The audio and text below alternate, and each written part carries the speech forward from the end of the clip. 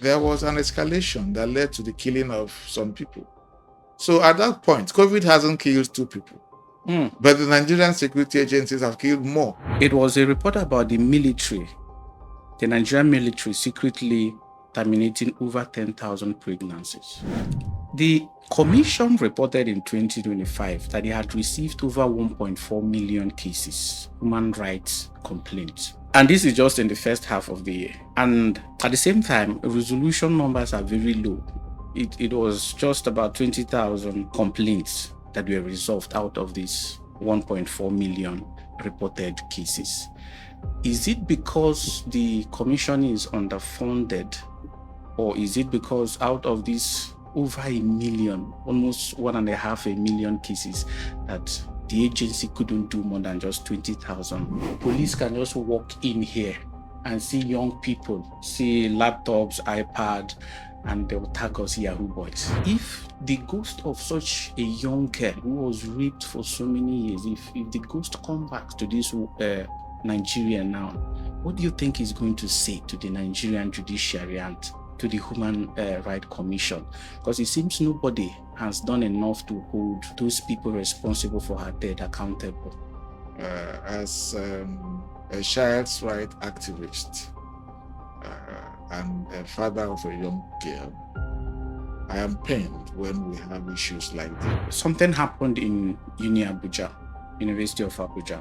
Hundreds of students, from different departments, science, arts, medicine, nursing, and mostly in law. These students got admission to the university. I'm asking you this as National Commissioner for Human Rights Commission. The Nigerian police arrest someone. We've seen where they arrest someone, lock you up before they start the investigation. So my question is it right for them to arrest someone when no investigation has been done? Arrest you, lock you up before they start investigation? Or they ought to have conducted an investigation before making any arrest? Because the police officer is not properly educated, is putting a burden on the state. Is there any bigger lie in Nigeria than bail is free? I don't want to go into bail is free. Speak to your lawyer. Oftentimes when I interact with some of those inmates, most of them say that they are awaiting trial. And most of them have spent up to 10 years in prison awaiting trial. They've not been declared guilty by any court, but they are there. So my greatest fear as an individual in this country is that one day someone, a big man somewhere, can just pay one policeman to arrest me, and the next thing they will go and buy customary court order, which has now become far easier to buy than any other cheap commodity out there, and boom, I'll see myself in Kuje prison, even when they don't have jurisdiction over such cases. Yeah, we've had issues, and we have looked at reports of customary court judges exceeding their jurisdiction. The law that says you cannot spray the naira, it's nonsense.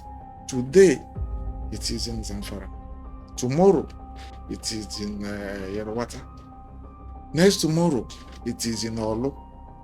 It's happening everywhere in the country. We have lost our humanity.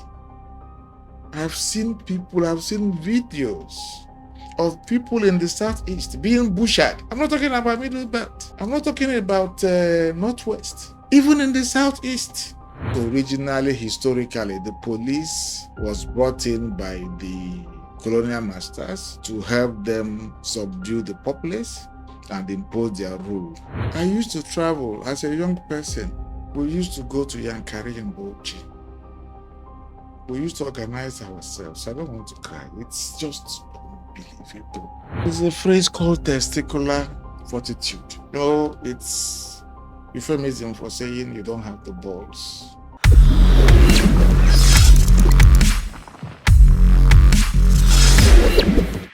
Today on KaaTruths Podcast, we sit with a man whose work cuts across justice, governance, and national development.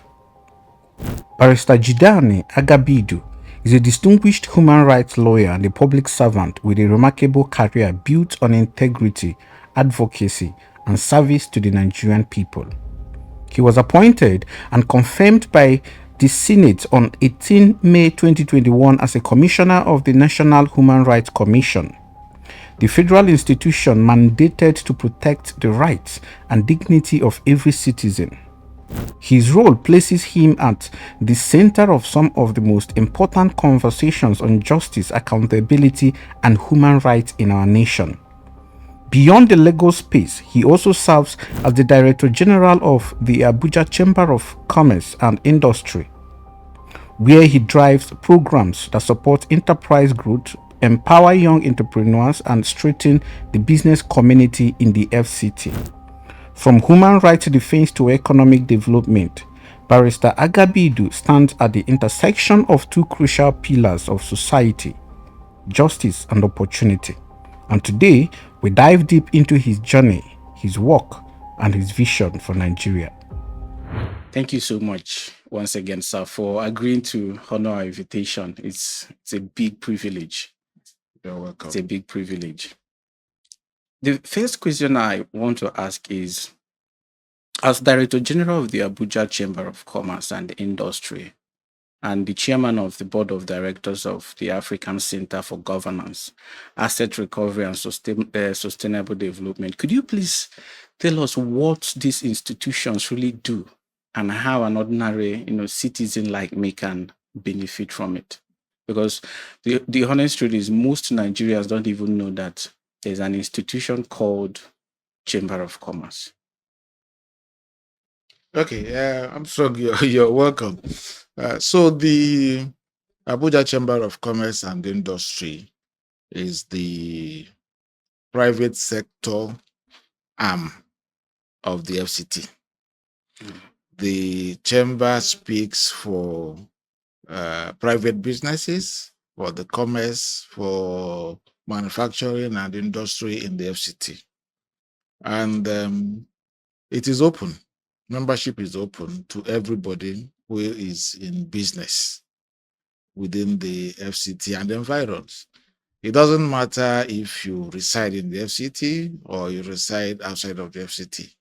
So long as you are in business and you are a Nigerian, or even if you're not a Nigerian, you're a resident in Nigeria and you're doing business, the chamber is open to provide support for those in business. That's exactly This support, the support you're talking about, what kind of support? And I'm asking because of young entrepreneurs who may want to, seek the support of the Chamber of Commerce. What kind of support?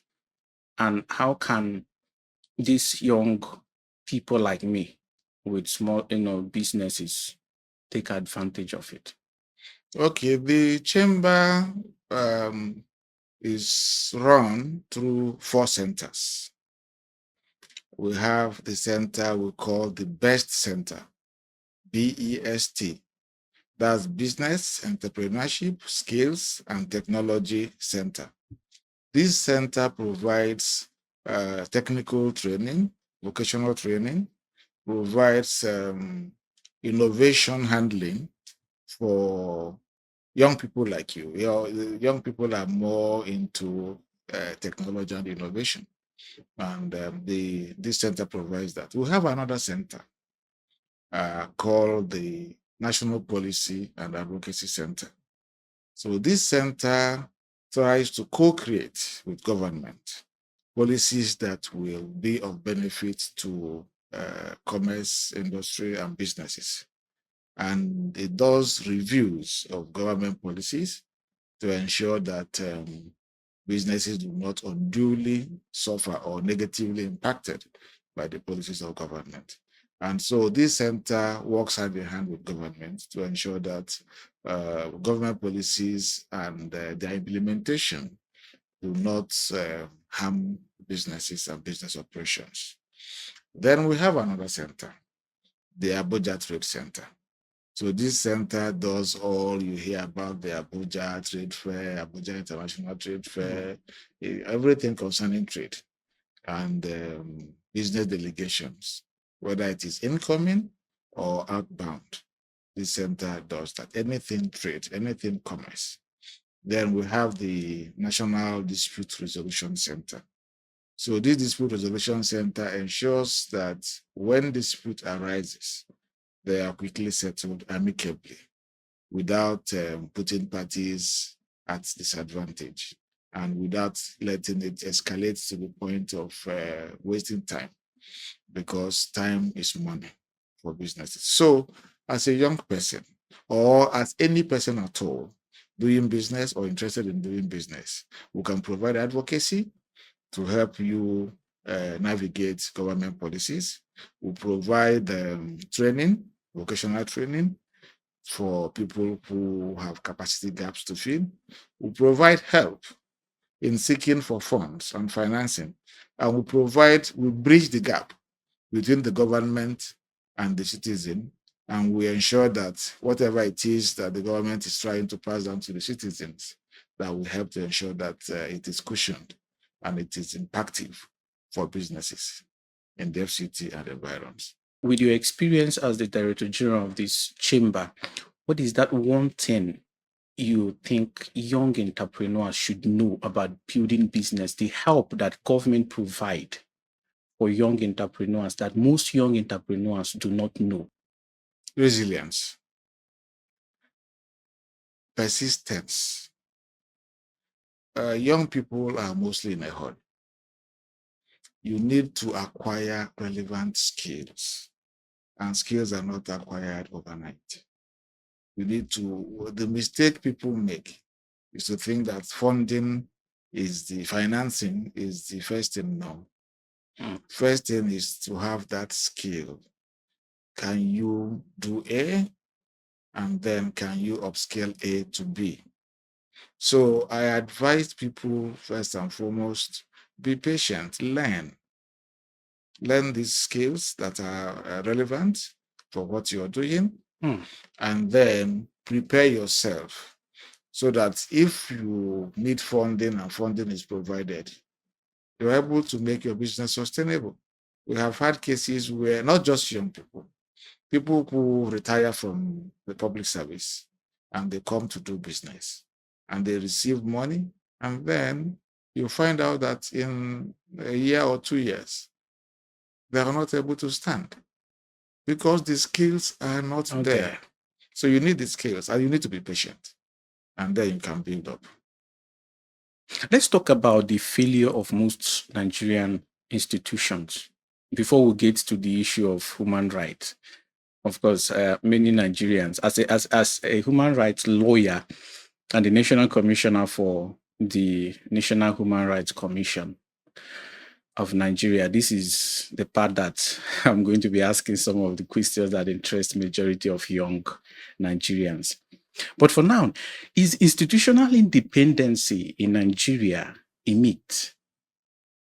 Example is INEC and the Human Rights Commission, and of course the judiciary. These institutions, their leaders are appointed by the government. So when such leaders are appointed by the president and funded by the federal government, can we truly say that they are independent? Well, the truth is that there is no absolutely standalone institution anywhere in the world. The people have a say in how leaders come to positions. In Nigeria, we run a constitution. It's a constitutional democracy. And the constitution has made provisions for how leadership in various arms of government will emerge. So it is for the executive to help in the appointment of certain categories of, let's say, the judiciary, for instance. Certain categories of judges have to be appointed by the executive and then confirmed by the legislation. So there is no absolute independence, but there is independence in terms of function. The judge, when he sits as a court, is independent of every other person. The decisions he arrives at must be arrived at by his own conviction, guided by rules of court and the supreme law, which is the Constitution. So, in that sense, yes, we have independence of our institutions. Coming to the National Human Rights Commission, its appointments and regulation are guided by international law. It is not a local thing. It is not that the president decides to select somebody and make him a member of the commission. No, there is international provisions guiding national human rights institutions all over the world. That is what we refer to as the Paris Principles, that seeks to ensure independence of this commission. Remember, during the COVID-19, the National Human Rights Commission Executive Secretary Dr. Ojukwu made a pronouncement calling on the military and the police not to continue to violate the rights of Nigerians. Because during that lockdown, we had serious issues. People were not able to feed. We have never had that kind of lockdown before. And there was very little awareness on how to go about it. So when we find out that when people try to go out and breach the lockdown provisions, there was an escalation that led to the killing of some people. So at that point, COVID hasn't killed 2 people, but the Nigerian security agencies have killed more in trying to protect people from COVID. So the National Human Rights Commission showed its independence by vocally, very robustly speaking against it and calling for redirection, which the federal government took upon themselves, and ensure that the management of security during that period was given a human face. So there is independence, despite some issues that we have and perception. Yes, there has been independence of some institutions. Not every institution, anyway. If anyone listens to your answer now, the next question they are going to ask is, okay, if these institutions are truly independent, why is it that we've had reports or cases where those who are appointed leaders in these institutions, have a hand in how these institutions are run? They control what happens and what does not happen in these institutions. Because, of course, there's an adage that says that he who pays the piper detects the tune. And talking about the Human Rights Commission, there was a report by, prominent news outlets. It was a report about the Nigerian military secretly terminating over 10,000 pregnancies in the Northeast. And the Human Rights Commission launched an inquiry, but later said it found no evidence. So the question now is, how credible is an investigation that admits it couldn't assess military record? The Human Rights couldn't assess the military record. No, please. I think that isn't the position. But that is what is out there. No, that is not the position. Whoever said that or whoever brought that out is very mischievous. The Human Rights Commission worked very extensively to do this investigation, and the military cooperated fully. It was a report saying that the Nigerian military was aborting pregnancies. It was very mischievous. I can't speak for the rules of engagement, but I can tell you very clearly that the Nigerian military, though there may be excesses, but not a systemic undertaking to abort pregnancies in the Northeast. It didn't happen. It was not true. The military submitted their records. The National Human Rights Commission took it upon themselves to send investigators, both locally and internationally, acclaimed. And some retired jurists were also on that panel. And the investigation was thorough. It took time. It took resources. It was thorough. The commission found out that the report was misleading and false. there was no termination of pregnancies by the military. The commission reported in 2025 that they had received over 1.4 million cases, human rights complaints. And this is just in the first half of the year. And at the same time, resolution numbers are very low. It was just about 20,000 complaints that were resolved out of these 1.4 million reported cases. Is it because the commission is underfunded, or is it because out of these over a million, almost 1.5 million cases, that the agency couldn't do more than just 20,000 out of that number? I may have to query the figures, but one thing is very clear: the Human Rights Commission, the National Human Rights Commission, has established offices in the 36 states of the Federation, so it is easy to receive complaints, and there is a process. If a complaint is reviewed and there is no human rights violation found in that complaint, the Human Rights Commission will not treat it, because its mandate is very clear. It's the protection of human rights. If there were no human rights violations in a particular complaint, it will not be treated by the Human Rights Commission. It will be the complainant will be asked to go to the institution that has more appropriate relevance for that complaint. If a complaint is in court, the National Human Rights Commission will not assume jurisdiction over that complaint. We will ask that the court process be allowed to run its course. If a complaint is withdrawn, the Human Rights Commission will not continue to pursue a resolution, because the complaint is no longer before it. So you may receive 1,000 complaints, and you find out that within your mandate, you can only treat 100. So that may be one of the reasons why you have a higher number of complaints than the number of resolution.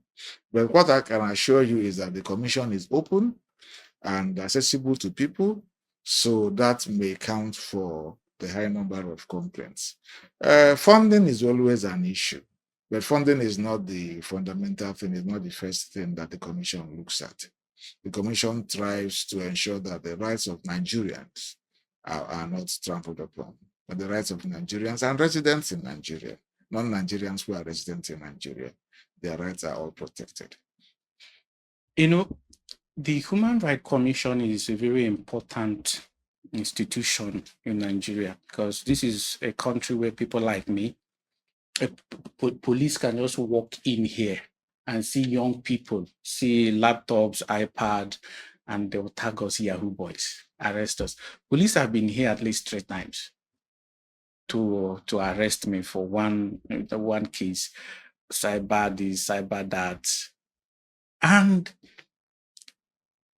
some of us, we hope that someday an institution like the Human Rights Commission will be able to step in fully to defend, just like it has been doing in some cases, to defend the right of Nigerians.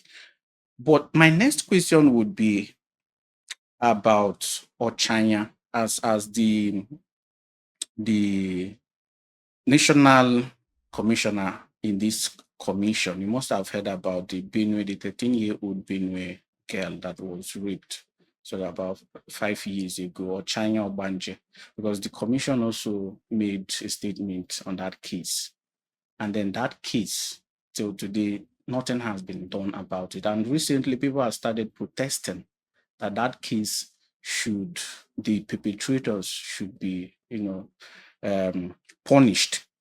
But now, if the ghost of such a young girl who was raped for so many years, if the ghost comes back to this Nigerian now, what do you think is going to say to the Nigerian judiciary and to the Human Rights Commission? Because it seems nobody has done enough to hold those people responsible for her death accountable. Yeah, well, the truth is that I have very little information on the The case. The case, yes. I have very little information. I started seeing the matter again a couple of, just like a week ago in the media. So I'm not in a position to give any definitive response to that. But what I can say is that it's a criminal act. It's an alleged crime, which I think the police or prosecutors may have to look again in their files and ensure that justice is done. As a child's right activist and a father of a young girl, I am pained when we have issues like this and there is no retribution and there is no uh, resolution of issues, and alleged offenders are allowed to walk about freely. It diminishes all of us. That's on a personal note. Earlier this year, something happened in Abuja, University of Abuja. Hundreds of students, hundreds from different departments, science, arts, medicine, nursing, and mostly in law, the law department. These students got admission to the university. I'm asking you this as, the National Commissioner for Human Rights, commission. So these students got admission to the university. They reported to the school, paid their school fees and every other payment that they were required to pay. They were screened, their files were stamped and distributed to various departments within the school as they were asked to. And they were given reg numbers. They started lecture and wrote exams. So many of them wrote GST exams and other exams, and then suddenly they were stopped. Some of the portals of some of these students were blocked by the university. And the university said that these students got admission illegally into the university. But this is the university that gave them the admission through and gave them a portal. And some of them, their portals are still open to today. So some of these students go to school and they've written exams and the result are in their portals, those whose portals are still opening. There is no evidence to prove that these students got admission illegally. The university offered them admission. In fact, some of them have jump admission.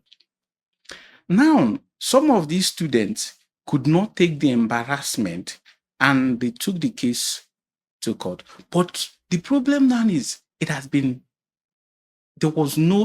is no speed in the trial. It keeps on, just moving like snail, so slow. And the students, they don't know their fate currently. They don't know whether they should continue to go to school because they are allowed to come to school. But during exam, they've written the first exam. During exam, they will be chased away from the halls. And they still have their reg number. They still have their portals open and they will be screened. So what do you think this student should do? Okay, so let me first of all give the correct position. I was appointed to the National Human Rights Commission by President Buhari. My first term of 4 years lapsed in August. So I have not been reappointed and the commission's board has not been re-inaugurated. So if I speak here, I won't be speaking as a sitting commissioner in the commission until I am reappointed. So talking about the University of Abuja, there is something fundamental that we must understand. If there is an illegality and you build something upon that illegality, it doesn't matter how many years you have been building something on an illegality. that thing cannot stand. The position of the law is that you can't build something on nothing because it will not stand. If it is found that the admissions being utilized by the young people were fraudulently or illegally obtained, the university will be within its right to say that there was no admission at all and ask the students to leave, no matter how long they have stayed in the university. On the other hand, the university owes a duty to the students to very clearly establish the illegality that they were alleging, so that everybody will see, yes, we have done wrong, or no, we haven't done any wrong. And if there is no wrongdoing, the university should quickly reinstate the affected students. But because the matter is in court, the university may not be able to do anything unless there is discussions for settlement, within which time the university will review its position and then take remedial steps. But this brings to the fore the problem we have with the slowly grinding, wheel of justice in Nigeria. The court will have given priority to the young people, because the Supreme Court in Garba against the University of Maiduguri stated that a university student is a precious asset. So if we all know that the university student is a precious asset, we should take every step to ensure that we preserve that precious asset. And this is something the court has not done. I don't know the details of the matter in court, but from the report you just gave, it leaves a sour taste in the mouth. The details in court, it was just two people who could not take it, took the university to court for their own case. The rest of the students who could not afford to even go to court. I went to the university and I witnessed what was happening there. Some of the students actually fainted. Their mothers, poor mothers, had to labor from the village. You say that this person bought an admission, but the mother could not even raise his school fees. So where did they get the money to buy an admission? And you've not been able to prove that these people, that there were any illegalities in the admission. You've not shown them, but you chased them away. And then the rigorous process in court, when people look at it, it discourages them. It does.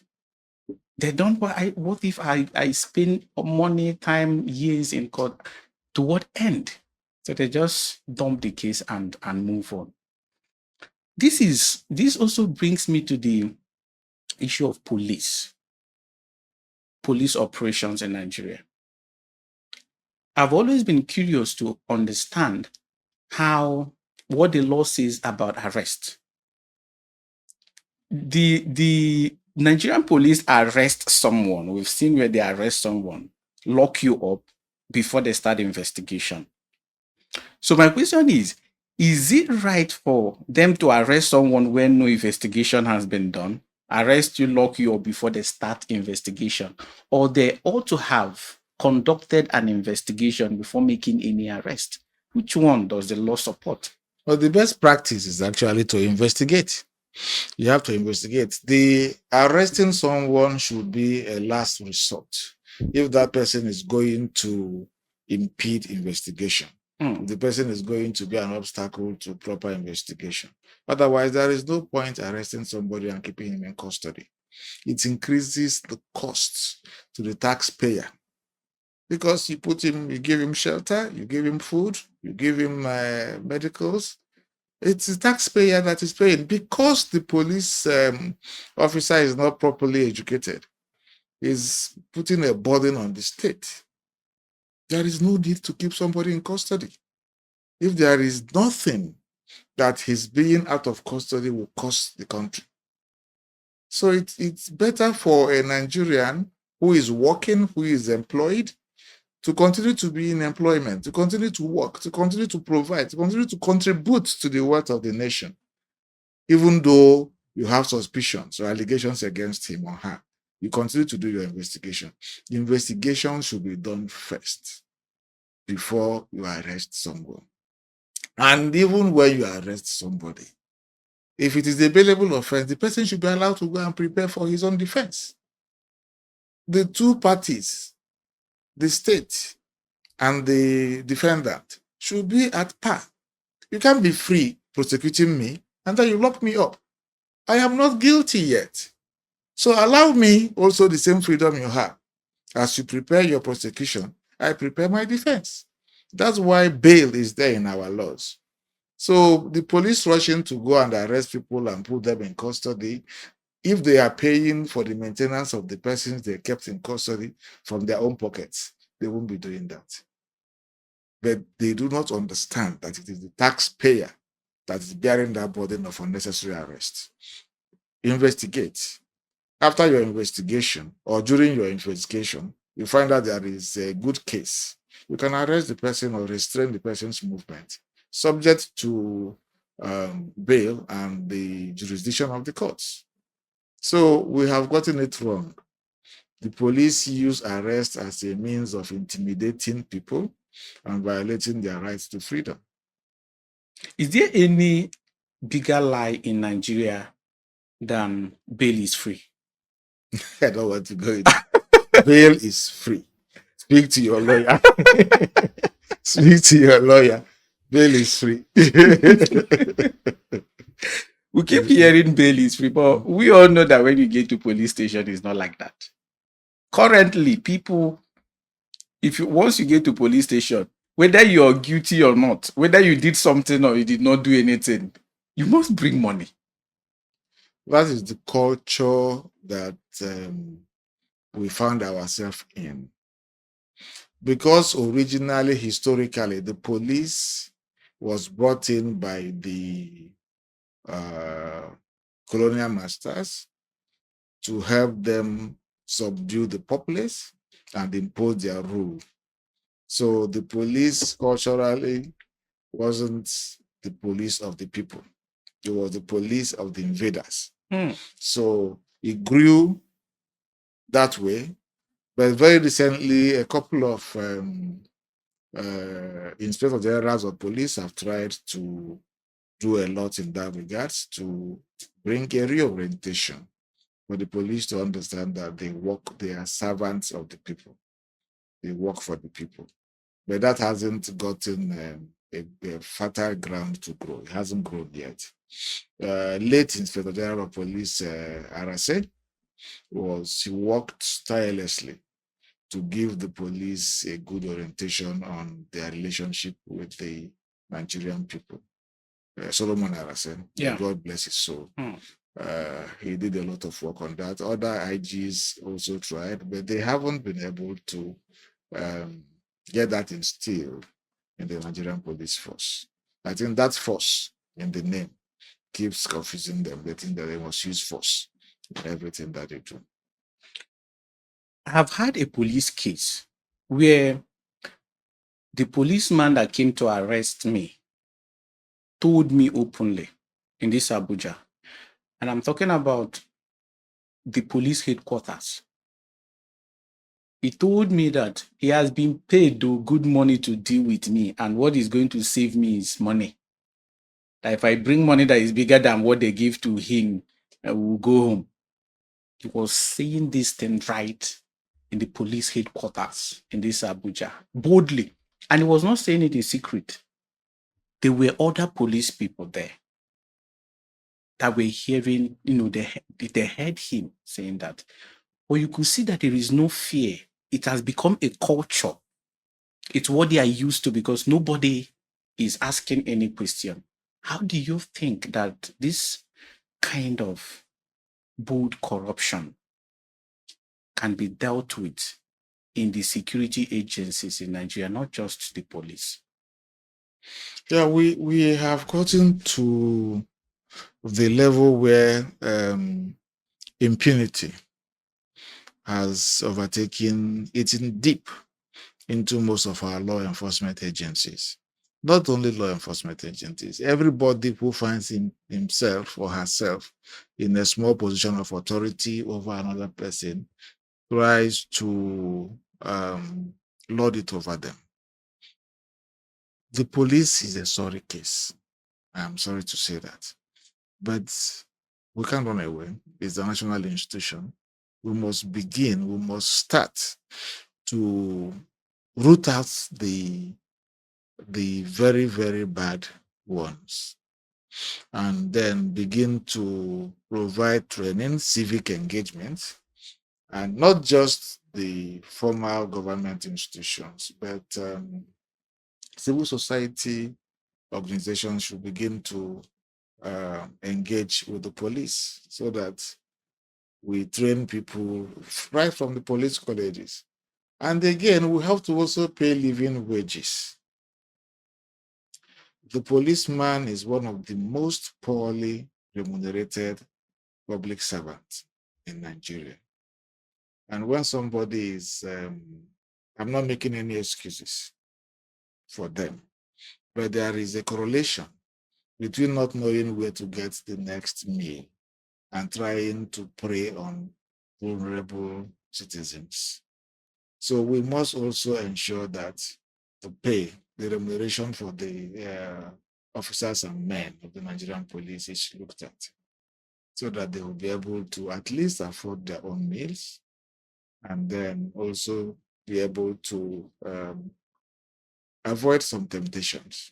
Everybody is tempted. It's natural, it's human. But for you to put your foot down and say, no, you can't pay me to go and deal with this person. I will do my work in a manner that justifies that I'm a public servant.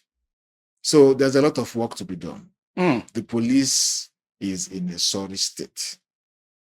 What is the biggest human rights crisis Nigeria is ignoring right now? Ignoring? Yes. That you think is going to be a danger to the country tomorrow? For me, the greatest thing is the issue of out-of-school children. I have seen it, especially in the north and southeast. People don't know that we have a lot of out-of-school children in the southeast. Young people who, especially males, who are asked to go and learn a trade, and they have very little education. An uneducated population is a time bomb that is waiting to explode anytime. With so many young people not getting education. I'm not talking about quality education. I'm talking about not getting education at all. It's something that the nation must look at because the future is very bleak.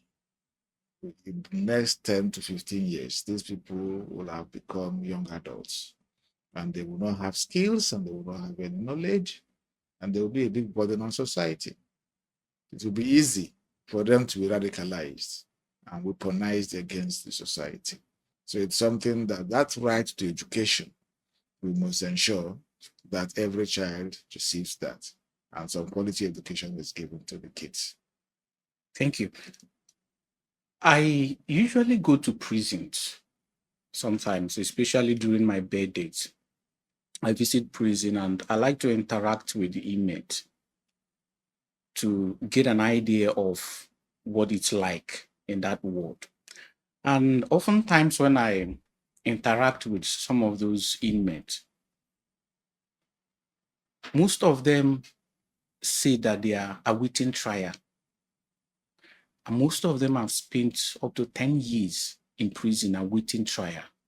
They've not been declared guilty by any court, but they are there. And most of them don't even have anyone speaking for them. They are just there hoping that one day God will remember them and free them. So my question is, what is the Human Rights Commission doing about such cases? Because it's something that breaks the heart. The awaiting trial inmate syndrome has been something that successive governments, especially the attorneys general of states and of the federation, have tried to tackle. The commission had also worked in that regards with prison visits and looking at the files of many of the prisoners who have not had their matter taken up. And a couple of recommendations have been made so that we don't continue to keep people perpetually on the line awaiting trial. And it's yielding results. The directive by the Attorney General of the Federation to ensure that people in that regards are given speedy dispensation, the files called up and cases looked into, to also visitations by judges. And these days, there's also the duty solicitor thing that young lawyers, not just young lawyers, lawyers and branches of the Bar Association engage in to visit some prisons, correctional centers, and see that those people who have been there unduly long are given brought to the fore, and sometimes discharged by the judges, and sometimes given speedy trial. There's a danger. I don't know if nobody is seeing it, and it's the customary court orders. So my greatest fear as an individual in this country is that one day someone, a big man somewhere, can just pay one policeman to arrest me, and the next thing they will go and buy customary court order, which has now become far, far easier to buy than any other cheap commodity out there. And boom, I'll see myself in Kuje prison, even when they don't have jurisdiction over such cases. Yeah, we've had issues, and we have looked at reports of customary court judges exceeding their jurisdiction and giving commutal sentences. It's a worrying scenario, and the Bar Association, not the Commission, not the Human Rights Commission, the Bar Association has taken it up, and discussions have been ongoing with various administrative judges and chief judges of the states and presidents of the customary courts themselves to ensure that they stay within jurisdiction. The greatest proponent of this are once again the police. Yes. Because they want a quick end to some issues so that they can take the person to correctional center or to the police and get the person locked up. We have to look at this from the roots. It is the prosecution and the Attorney General of the Federation and some Attorney Generals in the states like Nasarawa. They have meted out some punishments. The Judicial Service Commission of various states have also meted out some punishments on some of the customary courts for exceeding their jurisdiction.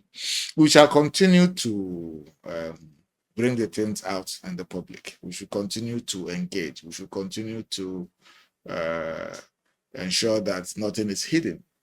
The thing I used to tell students, young people, when I talk to them is that we should open the windows so that the disinfecting light of the sunlight will come in and disinfect whatever is wrong within our system. So, vigilance. Vigilance. That's what we should continue to do. Do you think that the Nigerian judiciary or the Nigerian court still deserves the title, the hope of the common man, the last hope of the common man? I need you to speak sincerely as a human rights lawyer and a human rights activist. With all that has happened, do you think they still deserve such title? Yes, they do. It's the court is the last hope. But this is our country. We should not be looking for a last hope. We should be hopeful. We shouldn't be put in a situation where we have no hope.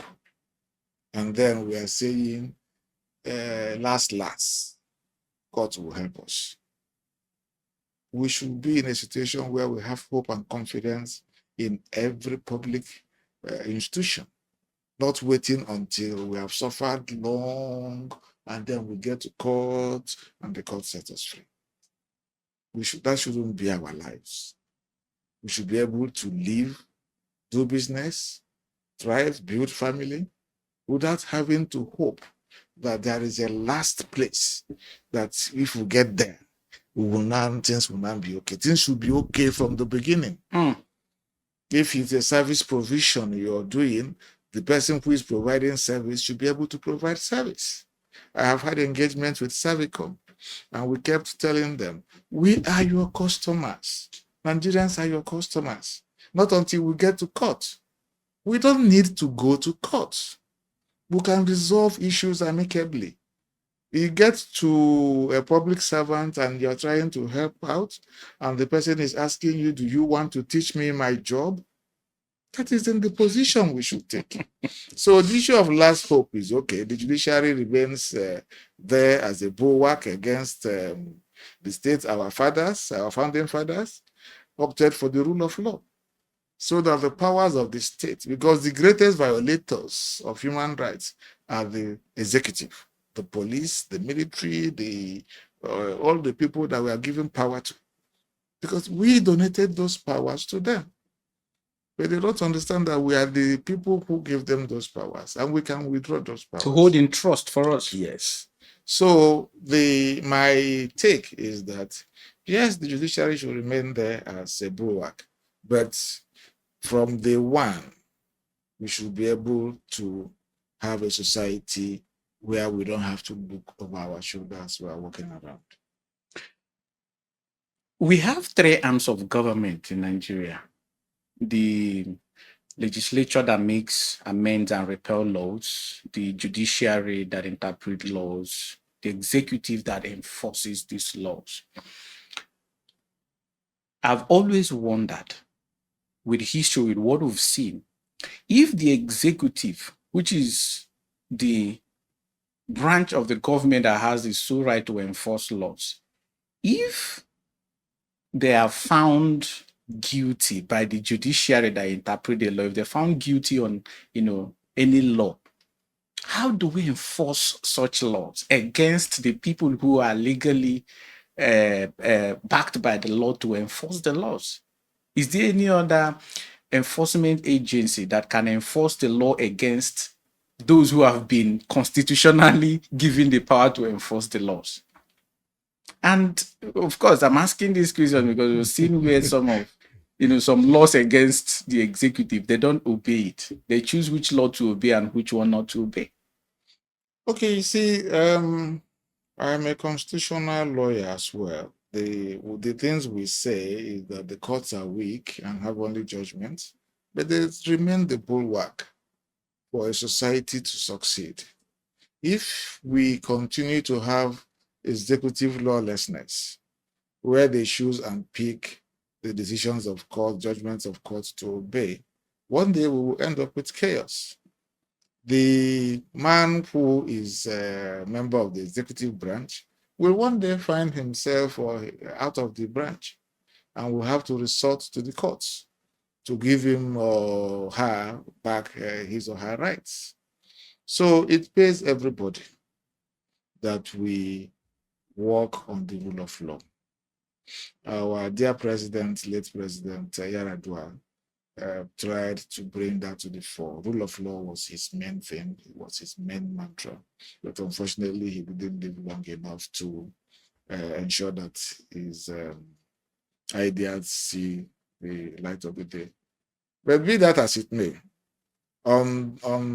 there is substantial compliance by the executive, even today, in obeying order of court. That is where the people come in. That is where civil society comes in.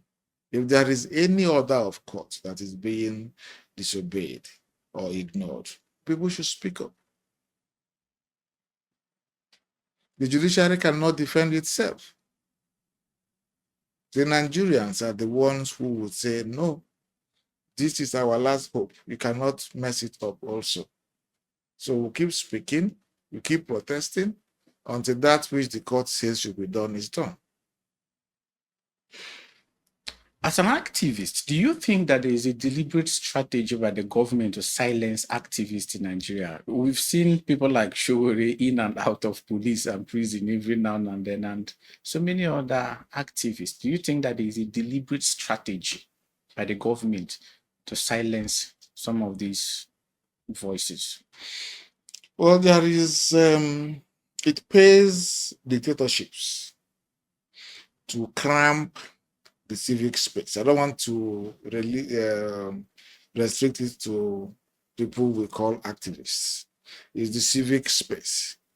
There has been some attempt to muzzle the civic space so that civic engagements are curtailed. But that may not be a systemic.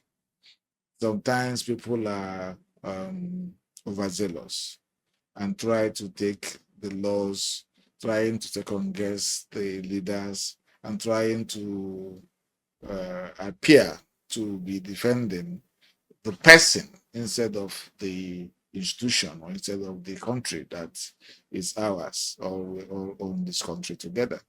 So yes, there is maybe not very deliberate, but there is an encouragement because the powers that be have not spoken against some of these cramping of the civic space. What are the top 3 laws in Nigeria that you think only exist on paper? That would be very uncharitable for me to say some laws exist only on paper. I am also a legislative drafter. And when policies are turned into legislation, it involves a lot of things. So there may be laws that require compliance instead of enforcement. I try to preach that people be taken into consideration when laws are made. I will give you an example. The law that says you cannot spray the naira, it's nonsense.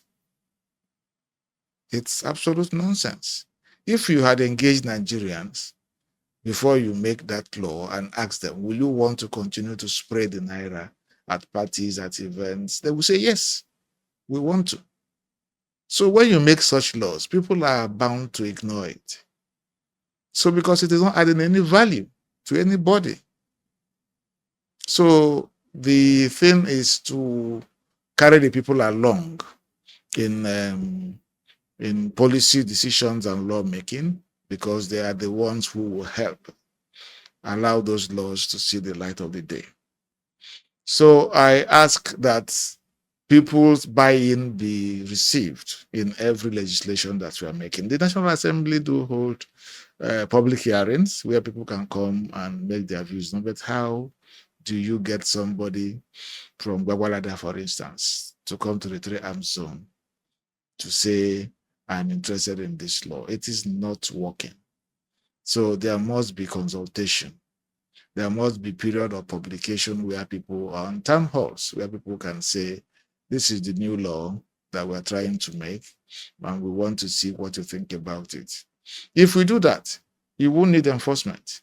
People will comply on their own. Because so it's their law. It is their law. So we should look at laws where compliance is organic. That way we'll save money on enforcement. So that is my position. That makes sense. Do you think that corruption cases should be televised like football matches, where everybody can look at it and see, okay, this is how these cases are, Even football matches now have gotten VAR. Where people who are not actively in the field then also help in decision making. So I don't believe in undue publicity, because you may harm someone who actually is not guilty. Reputations could be killed. I've had cases in the US where someone or people have been accused of rape, murder, and after 20 years, with 30 years, with advancement in technology, you find out through DNA testing that he wasn't the person. So if you televise these kind of things and you end up getting someone who actually wasn't guilty, how do you do it? So we can still continue. The courts are open. We don't hold courts in secret, but televising it may not be in the public interest, because our maxim is that it is better for 10 criminals to escape than one innocent person be made guilty. With the case of the Christian genocide in Nigeria, it's been trending for days now. Do you think that there is truly a Christian genocide in Nigeria, or we just have insecurity issues? It's there is a lot of political undertone when you're talking about genocide. Yes, there is a genocide happening in the Middle Belt. We have whole villages being wiped out, their land, communal land being taken, and them being in IDPs. Those who survive are not able to return. They stay in the IDP camps. And this has continued to happen time after time with no consequences. It is a crime against humanity, which has been happening. And we know who are the perpetrators. The government knows. The security institutions know. And not much has been done. So yes, there is genocide. Whether it is Christian genocide is a matter of nomenclature. But is there genocide? Are there crimes against humanity? Yes. I have seen reports of over 200 people being killed in Zamfara or Sokoto, and nothing happens. I've seen reports of a man, his family, everybody being thrown into the burning fire, into a house and burnt. They all got burnt. And there is no consequences upon those who have been doing this. My heart bleeds. It's just something that we have lost our humanity. And it happens every day. It's not as if we do not see it. Today, it is in Zamfara. Tomorrow, it is in Yerawata. Next tomorrow, it is in Olo. It's happening everywhere in the country. We have lost our humanity. I've seen videos of people in the Southeast being butchered. I'm not talking about Middle Belt.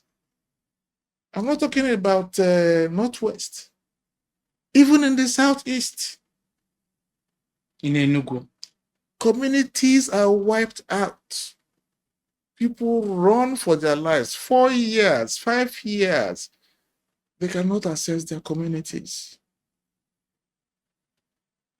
So yes, there is genocide. But apart from the genocide in the Middle Belt, there has been continuing banditry and criminality, pillage and plunder that makes you question whether you are actually in a governed space. do you think that the politicians, our leaders, current leaders, do you think that they do not have either the manpower, the resources to deal with these criminals, or they just don't have the political will? Because we hear countries like US saying that they are coming to intervene, and people are saying come because they believe that probably the Nigerian government doesn't have the resources to fight these criminals. So do you think that we have the resources, but we don't have the political will? There is a phrase called testicular fortitude. No, it's euphemism for saying you don't have the balls. People kill people and they come and make broadcasts and say we killed them because they did this or they did that. And you don't have the balls? Pardon my French. And they go free. I was asking myself a couple of days back, who has bewitched us? This is bewitchment. Everybody in Nigeria knows that the bloodletting, the blood shedding has become unbearable. And I say again, everywhere in Nigeria, not just Benue Plateau, not just in Zamfara, Sokoto area, in Olu, in Anambra, in Imo, in Ebonyi. It's happening. And we are not doing anything. The country is lost. Anybody, anywhere, who can strike a deadly blow on the perpetrators is welcome.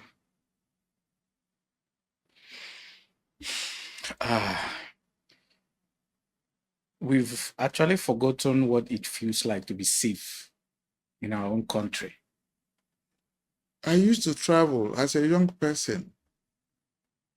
We used to go to Yankari in Bauchi. We used to organize ourselves. I don't want to cry. It's just unbelievable what has happened. We organized ourselves in the university and we travel. We travel nights. We go to Yankari. Then Nachaka Cement is doing an annual general meeting. Our parents who are shareholders, they invite us. You travel from Lagos to Bauchi. Nobody molests. There is nothing like kidnapping. Man, I can't go to Kuje if it is 8 p.m. This is the Federal Capital Territory. Something must give. If it is internal, it is welcome. If it is external, it is welcome. We need to regain our lives. We need to regain our country. Our children do not know what it is to move along the corridor, Abuja, Nasarawa, Plateau, Bauchi. Beautiful scenery, but they can see it because we can only fly. A blessed country, a gifted nation. And it's as if our leaders are shameless. I'm sorry to say it. Yeah, I agree. But they don't care. They don't seem to care. They are bewitched. They don't seem to care. Senselessness, anyhowness. I've watched a video where people who were chased away from their homes in IDP camps, they were still attacked and killed in IDP camps.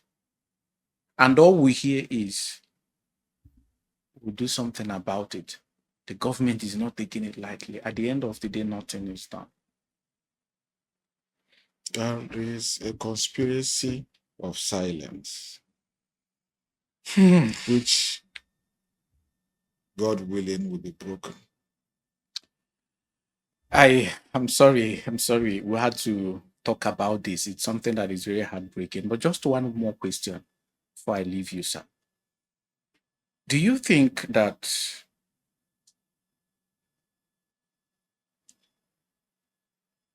there should be a special court for human rights issues?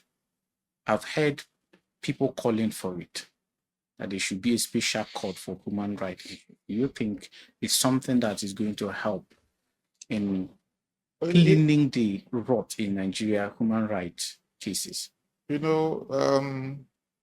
Armstrong, we cannot be creating courts for sectoral issues. A court for political election, a court for human rights, a court for marriage, a court for... No. But for transitional justice, because we must transit from this insecurity and injustice to a position of governance. For that transitional period, we must have a transitional justice system in place where people will have to come, especially a framework where people will have to come. Those who have committed heinous crimes will be treated. Those who are victims will have a say. There must be restitution, not the one of normal criminal justice. You sentence somebody to custodial sentence of some years or maybe death. It does not heal the pain of the people. That man who saw his entire family wiped out, sentencing the perpetrator doesn't help him. That woman that saw her husband and children butchered to death, sentencing somebody to death or sentencing somebody to life imprisonment does not heal her. There must be a process of healing. There must be a process of reconciliation. There must be data collection. How many people were killed? How many people were maimed? How many heads of cattle were rustled? How many farm produce were destroyed? How many houses?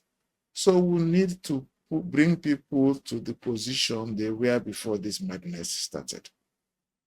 So we must have transitional justice framework. For that, yes. But if it is for us to now establish a court only for purposes of dealing with ordinary, everyday human rights violation issues, I don't think we should go to that path. But because we've had heinous crimes, we will have that one dealt as a transition. But once we have transited, we'll continue our normal lives and ensure that it does not happen again. Thank you so much, sir. Thank you. This means a lot to people like me, to still have people like you who can have the boldness to answer some of these questions and speak courageously. I want to just allow you a few seconds or minutes, as long as you may like, to, if there's any other thing you would like to tell us from all that we've discussed here, if there's any other thing you would like to add, to summarize, to say, please go ahead, sir. The only thing I can add is that there seems to be a lack of understanding of the enormity of the insecurity and crimes happening in the Southeast. Several communities have been overrun and a no-go area for everybody, law enforcement, citizens. And this needs to be recovered. There has been a lot of criminality, brigandage going on, which has been underreported. Criminals have taken advantage of the agitation in the Southeast to escalate the insecurity, especially along the Anambra-Imo border. And this must be brought out to the fore, and law enforcement must take charge. Those communities must be recovered. Perpetrators must be brought to book. The bigger security issues in the Middle Belt and Northwest and parts of the Northeast has dwarfed the reportage on what is going on in the Southeast. We need help. We need the national security architecture to come to the Southeast and do the needful. Just a quick one, because you just reminded me of something. And this is about the Southeast, the security, IPOB and Nnamdi Kanu. And as a lawyer, what do you think is the situation with Nnamdi Kanu's case? Do you think that he should be released by the Nigerian government, or you think that his trial should go ahead and he should be convicted if he's found guilty? And do you think if he's released, do you think he's going to bring, a change in the insecurity issues in Southeast? My own perspective is that, let me state that I have certificates in counter-terrorism from St. Andrews University, Scotland. So I have an understanding of what terrorism is all about. There has been radicalization of the young people in the Southeast, radicalized to extreme violence. The Igbo adage is that Ashobi Siochu Ejenozo. The Buhari regime maltreated the Southeast and radicalized the young people. So there must be some element of blameworthiness on the part of that regime. But there are things that you cannot do because you are aggrieved. There have been murders, there have been unheard of crimes being committed by the young people of the Southeast in the Southeast. There must be consequences. Consequences for the Buhari regime and the perpetrators in that regime. And consequences for the people who have put the Southeast where it is today. So I don't look at things from political position or political perspectives. If there is a crime, the criminal must pay. That's where I want to end it. Thank you. Thank you so much. Ladies and gentlemen, we've come to the end of this episode, and it's been a wonderful one. I don't know the correct word to use, but this feels very close to my heart. And I want to take these few seconds to appreciate you, sir, for coming, for honoring us. And I want to say this on camera. We will likely invite you again. In fact, not likely. We would love to invite you next time. You're welcome. You're welcome. I'm available. Thank you. Thank you so much, sir. Ladies and gentlemen, see you in the next episode.